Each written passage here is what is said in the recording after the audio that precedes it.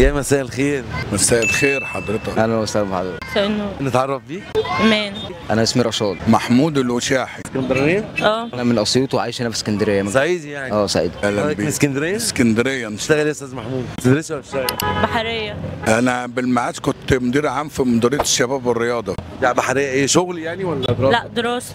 طيب انا عايز اسال حضرتك سؤال، عارف ايه اول جامع اتبنى في مصر؟ مش خيارات؟ بفكر.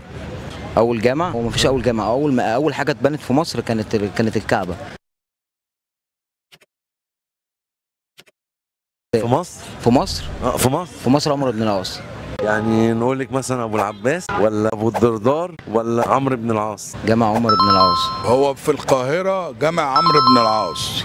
عمرو بن العاص؟ عمرو بن العاص اكيد؟ اكيد متاكده؟ يعني. تمام صح. انت كده كسبت معانا جايزه. طيب انت كسبت معانا جايزه صغيره. متشكر قوي قوي لحضرتك والوقت حضرتك. ميرسي جدا ليك، ميرسي قوي، ميرسي جدا واتشرفت بيك قوي.